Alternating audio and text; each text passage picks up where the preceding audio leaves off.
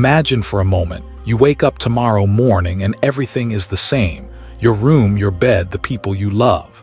But someone whispers in your ear, this is your last day. How would you live? Would you rush to work as usual? Would you scroll through endless feeds on your phone? Or would you pause, breathe, and look around as if the world itself had been reborn with you? Most of us live as though life is an endless supply. We act as if tomorrow is guaranteed. Yet deep down, there's a truth we rarely dare to face. Life is fragile, uncertain, and astonishingly precious. Buddhism teaches that to be born human is an opportunity more rare than a blind turtle surfacing in the vast ocean and accidentally placing its head through a floating ring. Just picture that for a moment. An infinite sea, a single turtle, and the near impossibility of it finding that ring. That's how unlikely, and therefore miraculous, it is to be here, breathing, listening, existing. And yet, how often do we forget? We drown ourselves in deadlines, chase after desires, and complain about trivial inconveniences while ignoring the miracle pulsing quietly in every heartbeat. We trade the extraordinary for the ordinary, the sacred for the shallow. It is as if we are sleepwalking through a miracle. But there comes a time when the eyes must open. Think of the last time you were sick, unable to breathe properly. In that moment, didn't you realize how miraculous a single breath is? Think of the last time you almost lost someone you love. Didn't that moment awaken you to how fragile and beautiful relationships truly are? Life is not measured by how many years we live, but by how deeply we recognize its wonder. A single second of awareness can hold more meaning than 100 distracted days. Thich, NH letter 1EF5T, H letter 1EA1NH, the great Zen teacher, once said, people usually consider walking on water or in the air a miracle. But I think the real miracle is not to walk either on water or in air, but to walk on earth. To simply walk, to breathe, to touch the hand of someone we love, that is already a miracle. Yet we waste it. We waste it in anger, in resentment, in endless comparison. We waste it by waiting for happiness, waiting for success, waiting for some future day when life will finally begin. But life isn't waiting for us. It's moving moment by moment, whether we notice or not. So the question is, will we wake up before it's gone? The Buddha's teaching on impermanence is not meant to frighten us. It is meant to open our eyes, to remind us that nothing lasts forever, and that is exactly why everything matters so much. The cherry blossom is beautiful because it does not bloom forever. The candle shines brightly because it knows it will burn out. And our lives are radiant because they will not last forever. The tragedy is not that life ends. The tragedy is that we often fail to live it while it's here. Close your eyes for a second and think. The beating of your heart, the breath filling your lungs, the warmth of your body, none of these are guaranteed tomorrow. But right now they are here. Right now you are alive. And that is nothing less than a miracle. The purpose of this journey we're beginning together is not to make life heavier with guilt, but lighter with gratitude. It's about shifting from sleepwalking to waking up, from wasting to cherishing, from overlooking to truly seeing. Because once your eyes open, once you see the miracle, you cannot live the same way again. And so, let us walk together into this exploration of life, not as abstract philosophy, but as lived reality. We will uncover why life is so rare, how it slips away unnoticed, how we waste it without knowing, and most importantly, how to live with presence, compassion, and meaning. The journey begins not tomorrow, not someday, but now. In this very breath, in this very heartbeat. Life is a miracle, do not waste it. If you've ever looked up at the night sky, perhaps you've felt it.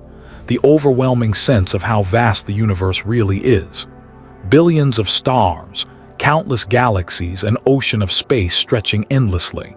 In that sea of infinity, our little planet is almost invisible. And within that tiny speck of dust, here you are, a living, breathing human being. Have you ever paused to realize just how astonishing that is? Buddhist teachings describe human birth as one of the rarest events in existence. To explain this, the Buddha used a striking image. Imagine a blind turtle swimming in a vast ocean. Once every 100 years, this turtle rises to the surface. Floating somewhere on the water is a single wooden ring.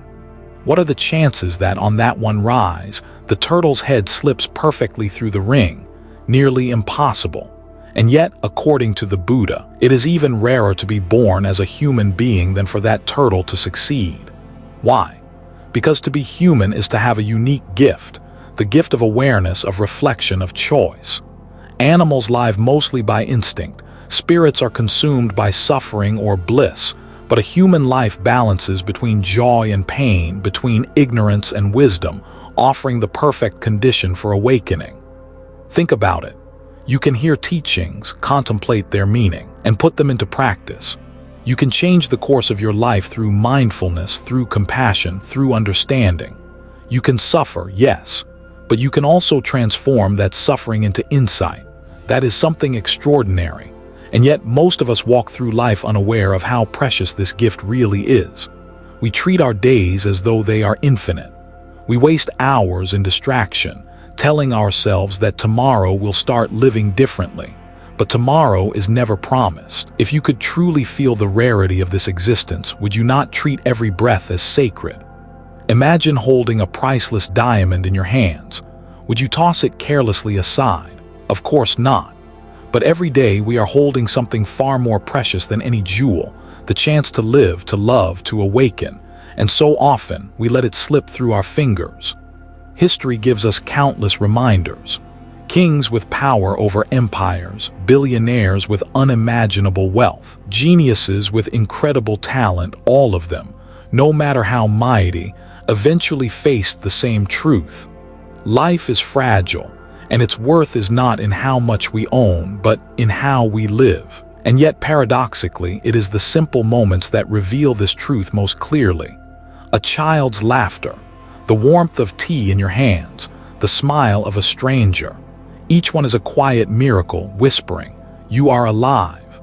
Thich Nh letter 1E5T H letter 1E1NH often told his students, "You are a continuation of many generations, a whole stream of life that has flowed into this very moment. Think of the unbroken chain that brought you here. Your parents, your grandparents, countless ancestors who struggled, survived, and passed life forward. To stand here today is to stand at the tip of that vast river of existence. How can that not be precious? But the human life is not only rare, it is fleeting. Like morning dew that sparkles for a moment before vanishing, our lives pass quickly. That is precisely why every second matters. Consider this.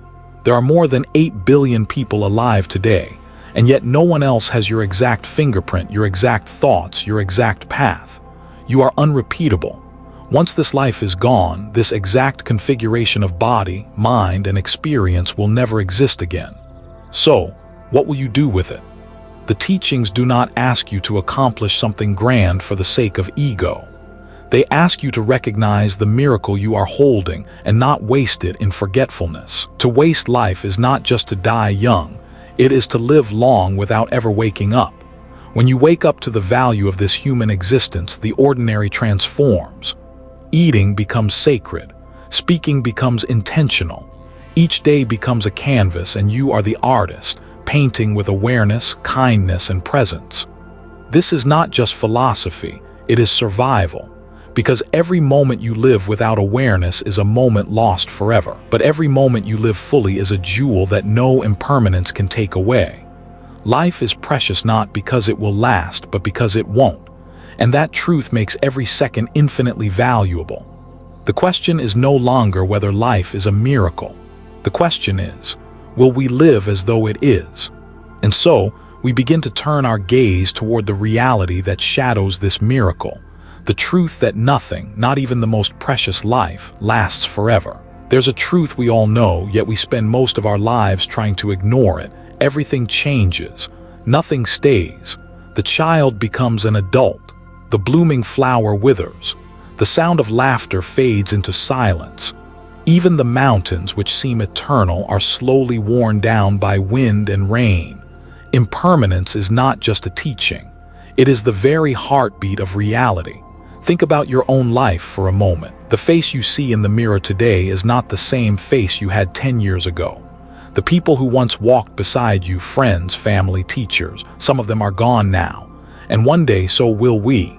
The Buddha reminded his followers often, all conditioned things are impermanent. When one sees this with wisdom, one turns away from suffering. This isn't meant to depress us. It is meant to free us. Because when we truly understand impermanence, we no longer cling so tightly to things that cannot last. Yet, in our forgetfulness, we live as if everything is permanent. We make plans for decades ahead, argue over possessions, hold grudges as though life will wait for us to resolve them. But life doesn't wait. It flows on, moment after moment, like a river that never stops. There's an old Zen story about a man who was chased by a tiger. He ran until he reached the edge of a cliff. Desperate, he grabbed a vine and hung there, suspended between the tiger above and a drop below. As he clung for his life, he noticed a single strawberry growing near him. With his free hand, he picked it and tasted it. It was the sweetest strawberry he had ever known. That story is not about escape. It's about presence. Because life is always uncertain, always fragile, always suspended between tigers and cliffs. And yet, in the middle of all that, there are strawberries, moments of beauty, love, and wonder waiting to be tasted before they vanish. We don't have to look far to see impermanence in action. A sunset that lasts only minutes. A child who outgrows their small shoes. A loved one whose voice you wish you had recorded but never did. The clock is always ticking. And that is not a tragedy, it is an invitation. Impermanence invites us to live now. To say, I love you today, not someday. To forgive before it's too late. To look up at the stars tonight and realize they may never look quite the same again. In the modern world, we often treat time as if it were money. We save it, spend it, waste it. But unlike money, once a moment is gone, no amount of effort can buy it back. Every second is a vanishing treasure. And here lies the paradox. Impermanence, though it takes everything away, also gives everything its value. The flower is precious because it fades. The song is moving because it ends. Life is meaningful precisely because it doesn't last forever. If we lived forever, would we treasure a sunrise? Would we cherish the touch of a hand or the laughter shared around a dinner table? Perhaps not. It is the fleeting nature of these experiences that makes them shine so brightly. But here's the danger. While life slips away, we often slip away with it, lost in distraction, in regret, in endless striving. We don't notice the river of time until it has already carried us far downstream. Imagine standing on a beach, trying to hold back the tide with your hands. Impossible. That's what clinging to permanence feels like. But imagine instead that you let the waves wash over your feet. You feel the cool water, the sand shifting beneath you, the vastness of the sea before you. That is acceptance. That is freedom. So what do we do knowing everything changes? We live. We truly live. Not tomorrow, not someday, but here in this fragile, fleeting moment. The clock is ticking. Life is slipping away. But within that truth lies the greatest gift, the chance to wake up. And when we wake up, even the most ordinary moments reveal themselves as miracles. A breath, a sip of water, the sunlight on your face. Everything is impermanent, and that is why everything is infinitely precious. If impermanence teaches us that nothing lasts, then it also whispers another truth. Because nothing lasts, everything shines with wonder. The great Zen master Thich Nh letter 1e5t H letter 1e1nh once said, "People usually consider walking on water or in the air a miracle. But the real miracle is to walk on earth. To breathe in and breathe out, to feel the ground beneath your feet, to see the sky stretch above you. These are miracles so close, so constant we forget to notice them. Take a breath right now. Feel it move in, feel it move out. That breath is not guaranteed. And yet it is here, freely given, sustaining you. Isn't that already a miracle? We tend to think miracles must be extraordinary, fireworks in the sky, dramatic transformations, something so rare it takes our breath away. But perhaps the real miracle is far simpler. A glass of cool water on a hot day, the way the morning light filters through your window, the sound of someone laughing in the next room. These are the everyday miracles hiding in plain sight. There's a story of a man who was gravely ill, unable to leave his bed for months.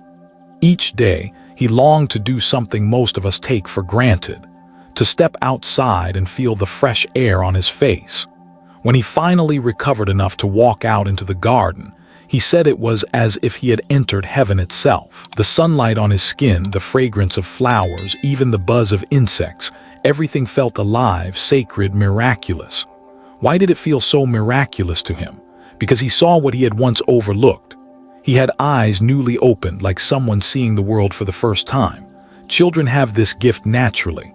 Watch a child encounter something simple, a butterfly, a puddle of rainwater, a star in the sky. Their eyes widen, their whole being lights up. But as adults, we forget. We rush, we plan, we worry, and in doing so, we walk past miracles without even turning our heads. Imagine sitting down to eat. Most of us shovel food into our mouths while staring at a screen, barely tasting anything. But if you pause, if you really notice, you'll realize that a simple bowl of rice holds the entire universe. The sun, the rain, the soil, the farmer's effort, the cook's care, all of it comes together in that one spoonful. How can that not be miraculous? The Buddha once reminded his disciples, when you drink water, be aware that countless beings worked so that water could reach you.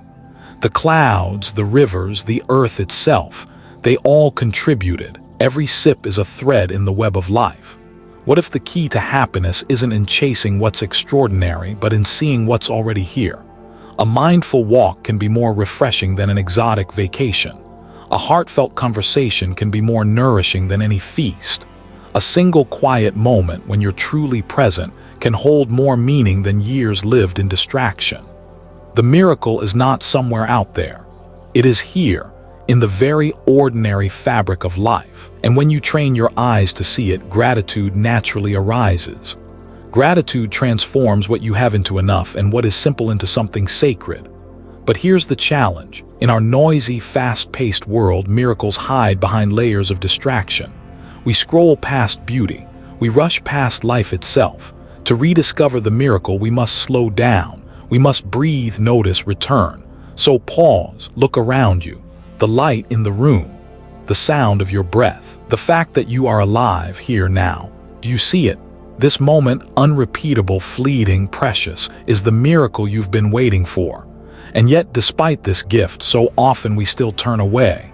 We squander what is sacred. We waste the miracle, which leads us to ask, if life is so full of wonders, why do we throw it away so easily? It's a strange thing, isn't it? Life offers us miracles every single day: sunlight, breath, love, awareness. And yet we so often act as though none of it matters. We waste life not always in dramatic ways, but in quiet, invisible patterns that repeat day after day. We waste it in distraction. Hours vanish as we scroll endlessly through screens, consuming without ever being nourished. We call it passing time, but time is not something to be passed. It is something to be lived. Every moment lost to distraction is a moment that will never return. We waste it in desire, chasing the next thing, the next purchase, the next achievement, always believing happiness is around the corner, never noticing it was already here. Like someone dying of thirst while standing in a river, we search for what has never been missing. We waste it in comparison, measuring ourselves against others, envying what they have, resenting what we lack. We forget that our path is our own, unrepeatable, irreplaceable. Comparison blinds us to the miracle of being uniquely ourselves. We waste it in anger and resentment, holding grudges as though they will protect us when in truth they only poison our hearts. Imagine carrying a burning coal in your hand, waiting to throw it at someone else who gets burned first. And perhaps the greatest way we waste life is by waiting for the perfect moment, waiting for success, waiting for happiness, waiting for life to finally begin. But life doesn't begin someday. Life is already happening right now, in this very breath. There's a haunting story told by hospice nurses. When people are near death, they rarely say, "I wish I worked more," or "I wish I had bought more things." Instead, they say things like, "I wish I had spent more time with my family. I wish I had told people I loved them. I wish I had lived true to myself." Regrets of the heart, not of the wallet. But why do we wait until the end to realize what truly matters? Picture a man climbing a ladder his whole life, working harder and harder, only to discover at the end that the ladder was leaning against the wrong wall. That is how many of us live, busy, productive, outwardly successful, but inwardly disconnected from what is real. In the Buddhist texts, there is a warning. Human life is like a flash of lightning in a summer storm.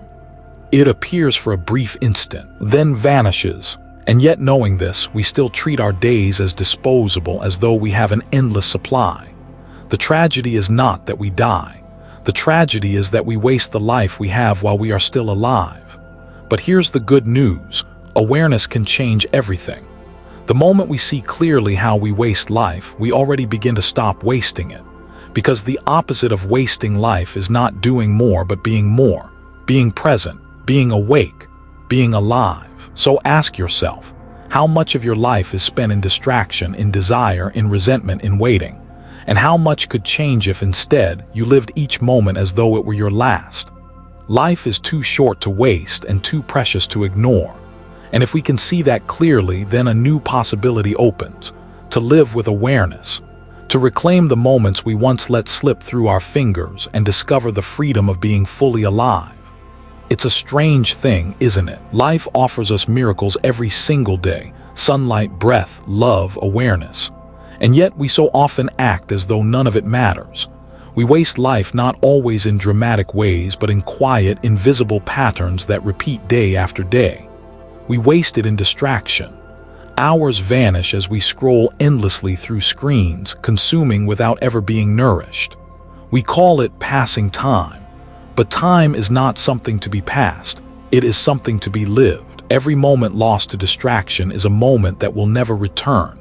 We waste it in desire, chasing the next thing, the next purchase, the next achievement, always believing happiness is around the corner, never noticing it was already here. Like someone dying of thirst while standing in a river, we search for what has never been missing. We waste it in comparison, measuring ourselves against others, envying what they have, resenting what we lack. We forget that our path is our own, unrepeatable, irreplaceable. Comparison blinds us to the miracle of being uniquely ourselves. We waste it in anger and resentment, holding grudges as though they will protect us when in truth they only poison our hearts. Imagine carrying a burning coal in your hand, waiting to throw it at someone else who gets burned first.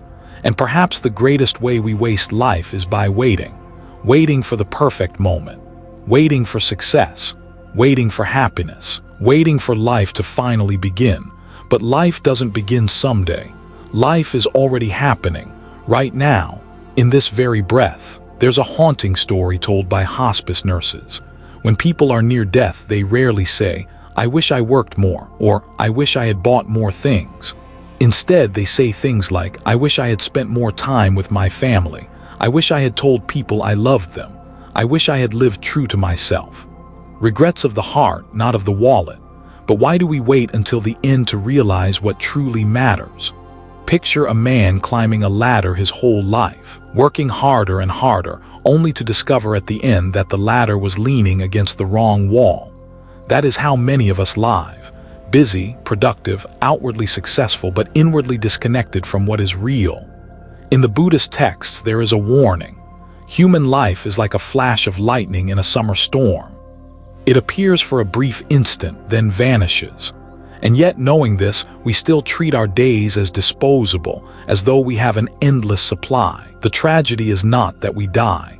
The tragedy is that we waste the life we have while we are still alive. But here's the good news. Awareness can change everything. The moment we see clearly how we waste life, we already begin to stop wasting it. Because the opposite of wasting life is not doing more, but being present, being awake, being alive. So ask yourself, how much of your life is spent in distraction, in desire, in resentment, in waiting? And how much could change if instead you lived each moment as though it were your last? Life is too short to waste and too precious to ignore. And if we can see that clearly, then a new possibility opens, to live with awareness, to reclaim the moments we once let slip through our fingers and discover the freedom of being fully alive. If wasting life is to drift through it half asleep, then the way to honor life is to wake up. Awareness is that awakening. Not a grand, mystical state reserved for monks in the mountains, but a simple, accessible way of being that transforms everything it touches. To live with awareness is to reclaim what distraction steals from us. It is to taste food instead of just consuming it. It is to listen instead of waiting for your turn to speak. It is to breathe fully and realize that in this breath you already have everything you need. So often we believe life is somewhere else, waiting in the next achievement, the next relationship, the next version of ourselves. But awareness teaches us, life is not later, life is now. There's a story about a man who asked a Zen master, "What is the miracle of life?" The master simply held up a cup of tea and said, "Drinking tea." That was it. No thunder, no fireworks, just drinking tea. But in that ordinary act, done with complete presence, the whole universe was alive. Awareness does not require you to leave your daily life. You don't need to escape to a monastery or retreat in silence for years. You only need to return to yourself, to your breath, to this moment. Right here, right now, this is the only place life exists. Think of how different the world feels when you're fully present. A walk down the street becomes a meditation. You notice the warmth of the sun, the coolness of the breeze, the rhythm of your steps. A meal becomes sacred. The textures, the flavors, the gratitude for the hands that brought it to you. Even washing dishes can be transformed. The warmth of the water, the simple motion of your hands, the clarity of being alive in that moment. Awareness also changes the way we relate to others. When you truly listen to someone, with your whole attention, without judgment, you offer them a rare gift, the gift of being seen, of being heard. In that space, healing happens, connection deepens, love becomes real, and awareness softens our suffering. When anger arises, if you can pause and simply observe it, feel the heat in your chest, the tightening of your jaw, without fueling it, you begin to understand that anger, too, is impermanent. It rises, it passes. You are not your anger. You are the awareness that sees it. Living with awareness is not about making life perfect. It is about seeing life as it is, raw, fleeting, miraculous, and meeting it fully awake. And here's the secret. Awareness doesn't add something new to life. It reveals what has always been there. The miracle has never left. We were just too busy, too distracted, too lost to notice. But once you notice, even for a second, you can never completely go back. You glimpse the richness of life, and suddenly the ordinary becomes extraordinary. And from this awareness arises something even greater, the natural desire to live with purpose, to use this precious life not only for ourselves, but for the good of others. Because once you are awake, you see that life is not only about what you receive, but about what you give. Awareness opens our eyes to the miracle of being alive. But once our eyes are open, the question naturally arises, what do we do with this life? The answer is not found in possessions, fame, or fleeting pleasures. It is found in compassion and purpose, the two forces that give life its depth, its direction, its sacred weight. Compassion is not pity. It is not weakness. Compassion is the courage to feel another's pain as your own and the wisdom to act with kindness. It is the quiet strength that dissolves walls and reminds us, beneath our differences, we all share the same heartbeat of existence. When you see someone suffering and you pause, not to judge, not to look away, but to extend a hand, that moment of compassion ripples outward. You may never see its full effect, but like a stone dropped in still water, its circles reach further than you imagine. Purpose grows naturally from compassion. When your life is not just about you, but about easing the burden of others, every day becomes meaningful. Even the smallest act, a smile to a stranger, a kind word, a moment of patience, can become part of a greater tapestry of purpose. There is a story from the Buddha's time of a woman named Kisagatami. Her child died and she was overcome with grief. She begged the Buddha for a medicine to bring him back. Instead, the Buddha asked her to bring a mustard seed from any household untouched by death. She searched, house after house, but everywhere she went, she heard the same story. Yes, we will give you a seed, but here too death has visited. Through her journey, she discovered a truth deeper than her grief, that suffering is universal and compassion is the bridge that unites us in our shared humanity. Purpose is born when we realize our life is not separate from the lives around us. We breathe the same air, we drink the same water, we share the same earth. And when we live with the intention to serve, to uplift, to love, we align ourselves with something greater than the self. This does not mean we must all change the world on a grand stage. Purpose is not always loud. Sometimes it is quiet, intimate, woven into the smallest choices of daily life. A mother raising her child with love, a teacher guiding a student with patience, a friend who simply listens when another feels lost. These, too, are acts of profound purpose, and something remarkable happens when you live this way. Life no longer feels wasted. Every moment, even the difficult ones, becomes part of a meaningful journey. Even your struggles become fuel, shaping you into someone who can understand, help, and inspire. Compassion and purpose are the wings of an awakened life.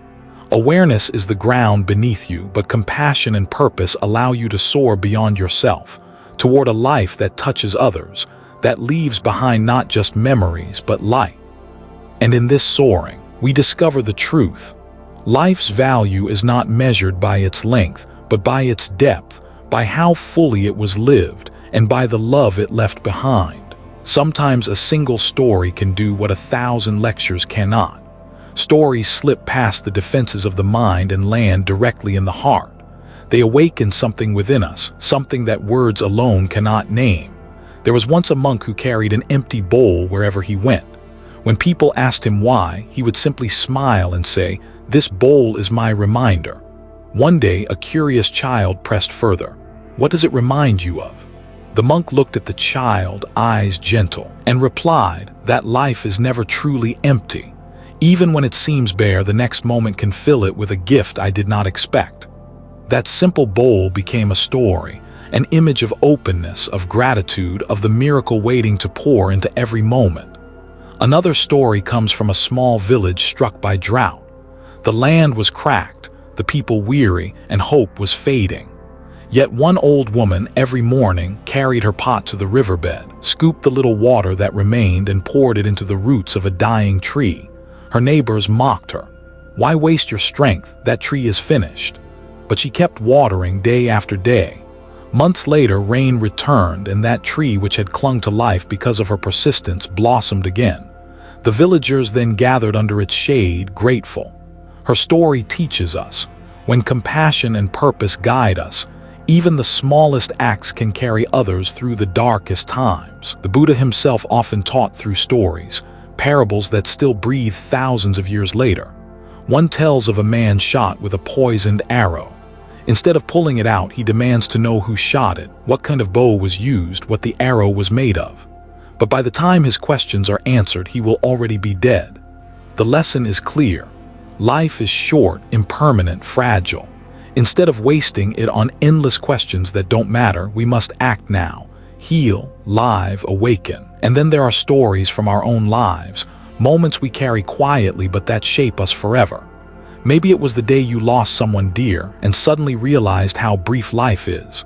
Or the moment a stranger's kindness touched you more deeply than any possession ever could.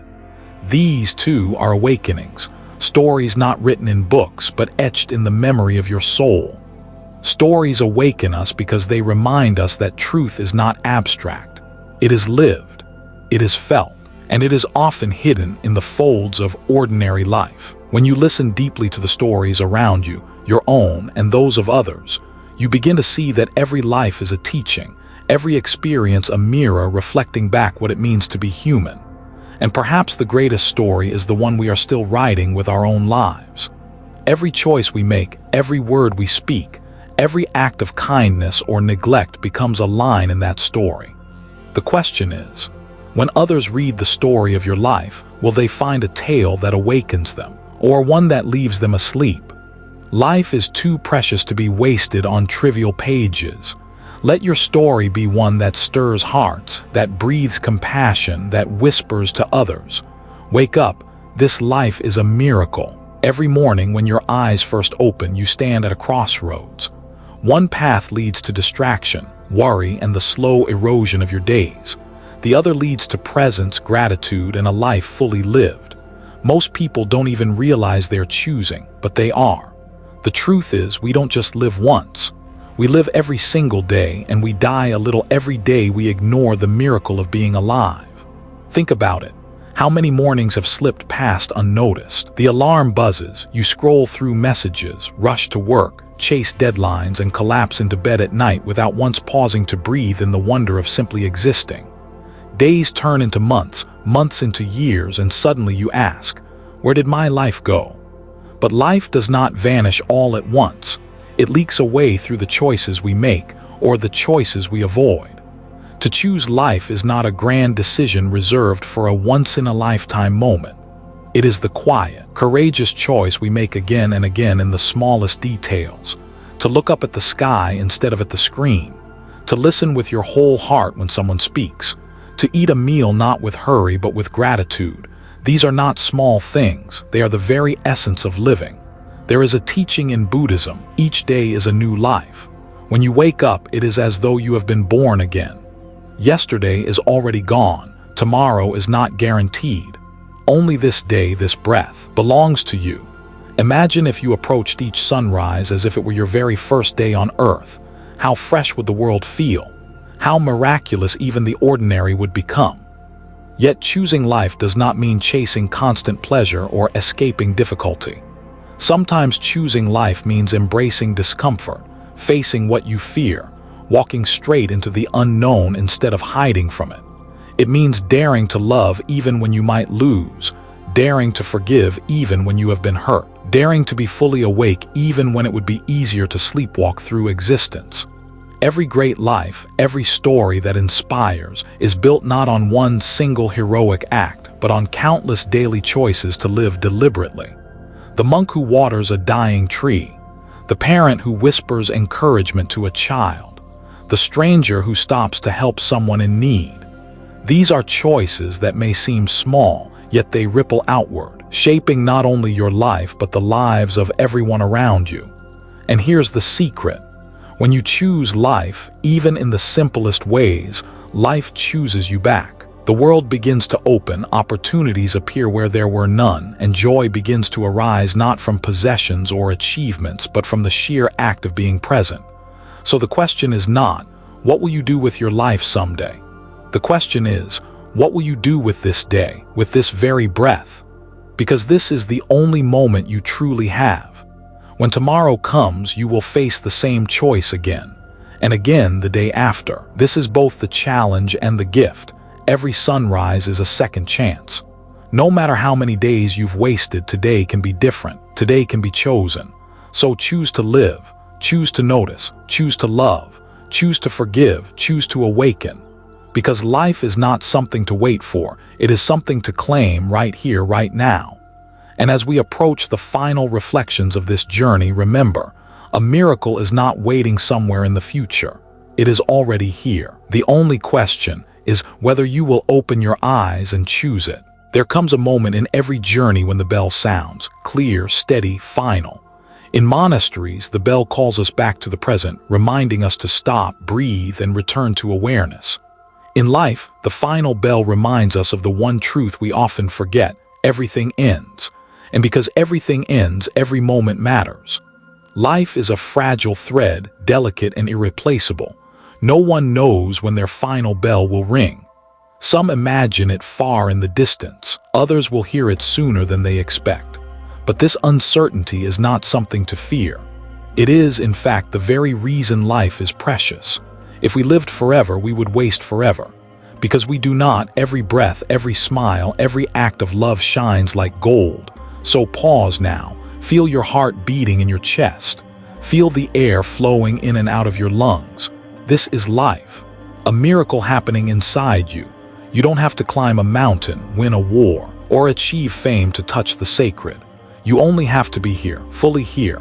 The Buddha once said, the problem is you think you have time, but time is not something you possess. It is something passing through your hands like water. The only real choice is how you hold it. Do you let it slip away in distraction, in anger, in endless waiting? Or do you cup your hands gently and drink deeply of the life that is given to you? The truth is simple. You were born, and one day you will die. Between those two bells lies the mystery, the miracle, the gift. That space in between is not to be wasted. It is to be lived. If you have been listening to these words, perhaps something has stirred inside you, a quiet voice reminding you of what you already know, that you are alive, that you are capable of wonder, that you can choose even now to live more fully. This voice is your wake-up call. So let the final bell not be a sound of sorrow, but of awakening. Let it be the reminder that life is short but vast enough for love, for compassion, for purpose. Let it be the sound that echoes in your heart each morning, urging you to choose life again and again until your last breath. And when your final bell does come, may you smile, knowing you did not waste the gift. You lived, you loved, you awakened. Life is a miracle. Do not waste it.